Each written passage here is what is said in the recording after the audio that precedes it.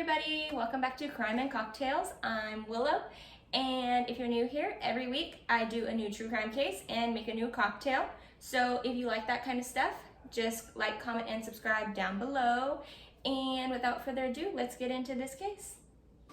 So for this week, our case is going to be the tragic death of Maddie Clifton, and our drink is going to be a Paloma. So I have all my ingredients here, and let's get started.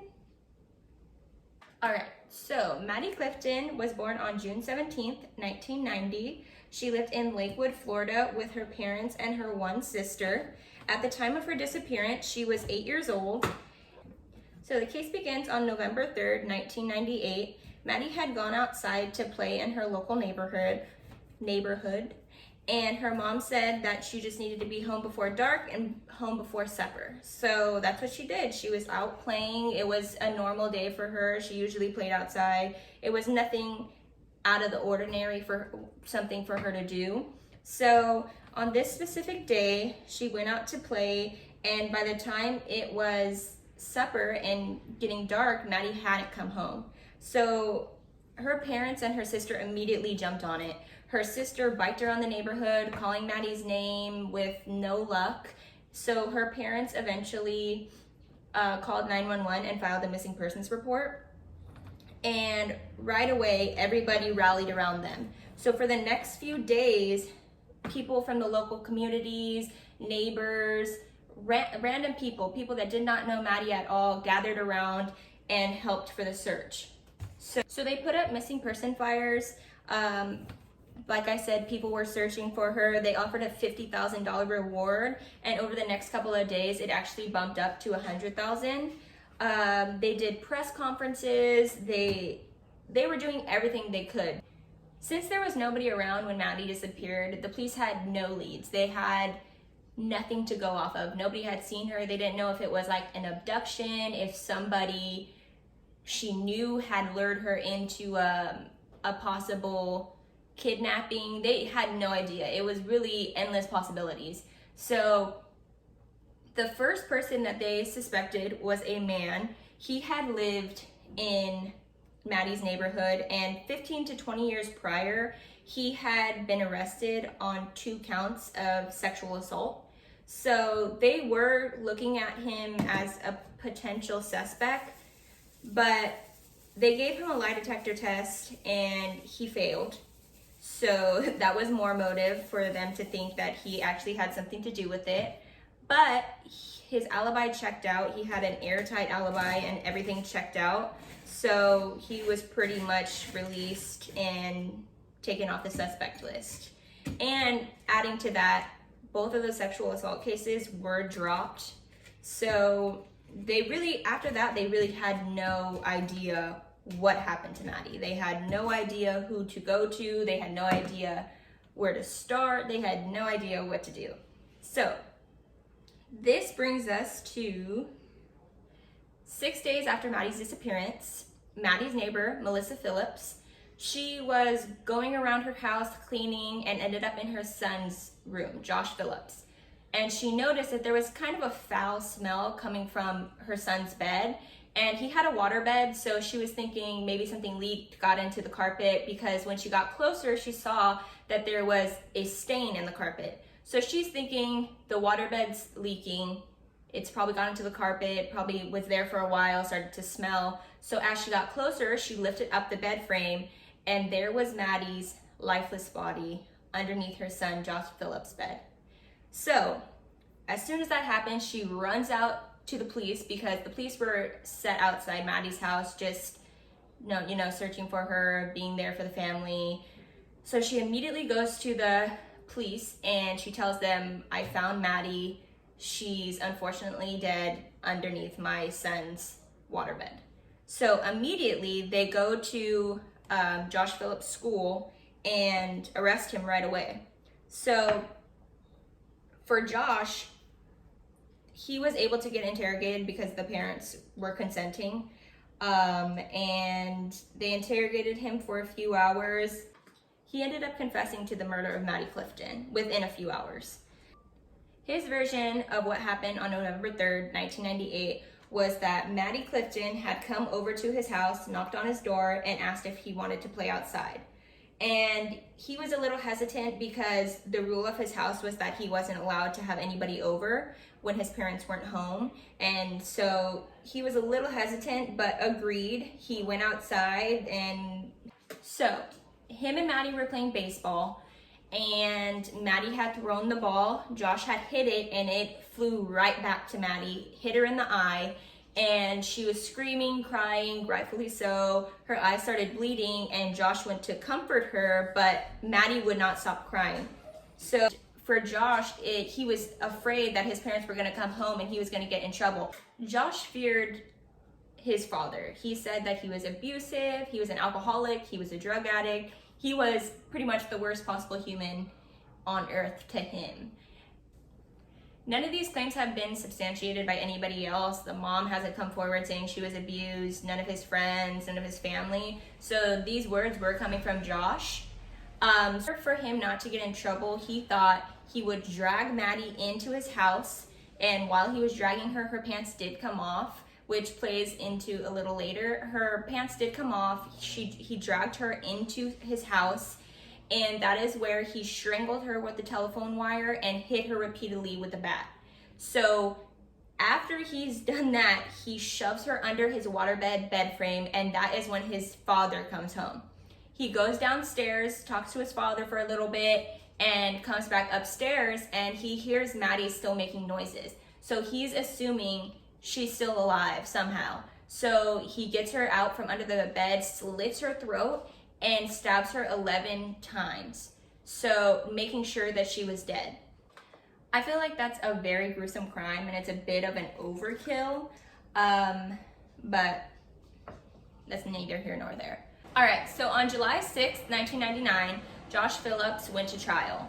The prosecution tried him as an adult. They said that they would have sought the death penalty if he was of legal age, but since he was under 16 at the time, he was only 14, he could only be tried as an adult, and that's the best they could do.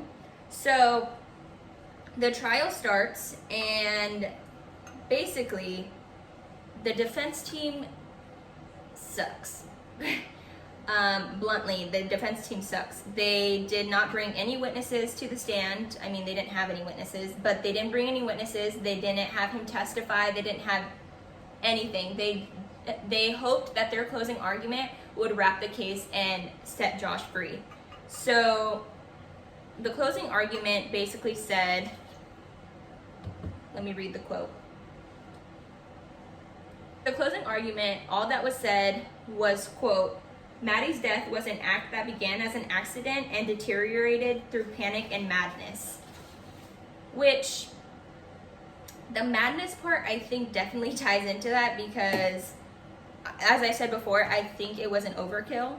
So, the prosecution thought that the defense calling no witnesses and didn't let Josh testify was a really risky move just because they didn't really have a defense. Josh admitted to killing Maddie. They didn't really have anything to defend. Like, he already admitted it. So they thought it was a risky move because they knew that they were going to win. The prosecution was going to win. Josh was going to go away to jail. And that's what happened. So the trial didn't last long. It was all of 2 days. And the trial actually did get moved to Polk County because they feared that the media attention would affect the case. They basically couldn't find any jurors that were unbiased in Jacksonville, Florida, because the case was literally like worldwide. The case was on America's Most Wanted. They did a lot of press conferences, so everybody pretty much knew about Maddie's case, and they just basically couldn't find jurors that were unbiased. So it was moved to Polk County, and at the end of the trial, Josh Phillips was found guilty on first-degree murder, and he was sentenced to life in prison without the possibility of parole. So it was a pretty serious sentence for a 14-year-old. So in December 2004, Melissa Phillips actually asked for a resentencing and seeking a new trial because she thought that sentencing a person that was only 14 years old to a life sentence without a possibility of parole was too harsh of a punishment. The sheriff and Melissa Phillips, Josh's mom, agreed that the sentencing of life in prison without the possibility of parole is a little too harsh. They said that his life should not have been taken away from him before it's even began, which I think is kind of ironic because he took an 8-year-old's life. But basically, she was trying to seek a new hearing, and in 2012, the U.S. Supreme Court actually ruled that a person under 18 could not be sentenced to life in prison without the possibility of parole. It was deemed unconstitutional, and for that reason alone, Josh's attorneys actually sought a new resentencing hearing. And so in June 2017, there was a new resentencing hearing, and I mean, it didn't really help because he was sentenced again to life in prison without the possibility of parole. But this time, he also has a resentencing hearing again in 2023. So then he may get a lesser sentence. We don't really know at this time. I hope not, because he was, like, the crime was so malicious and vile that I don't think he should get that. But let me mix this.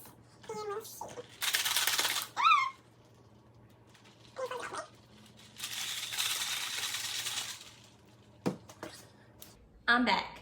So in 2023, Josh will get a new sentencing hearing, and he may get a lesser sentence. But for right now, Josh is still serving a life sentence without the possibility of parole, and he's now 36, and that's pretty much it.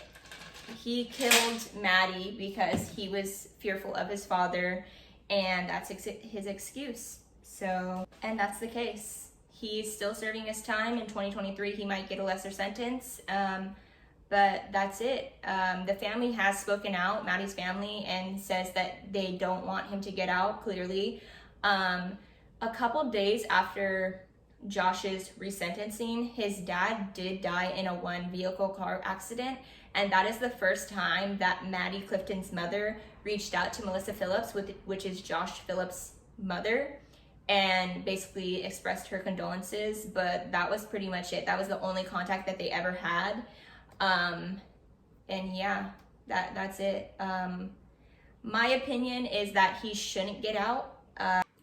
The excuse of the life in prison without the possibility of parole being too harsh because he was so young when he committed the murder and his life hasn't started, I think is kind of BS, because Maddie was only 8 and all she was doing was playing baseball. She did not think that by getting hit in the eye, she was going to get murdered by her neighbor. You know, her life was just as precious as this guy's, and she should have lived. He should be serving that life sentence without the possibility of parole for the punishment. You know, it's a cause and effect. You have to have a punishment. So yeah, let me know what you guys think down below. Should he get out of jail in 2023? Should he stay? Is the sentencing too harsh? Let me know down in the comments, and let's try this drink. It looks good, it looks pretty.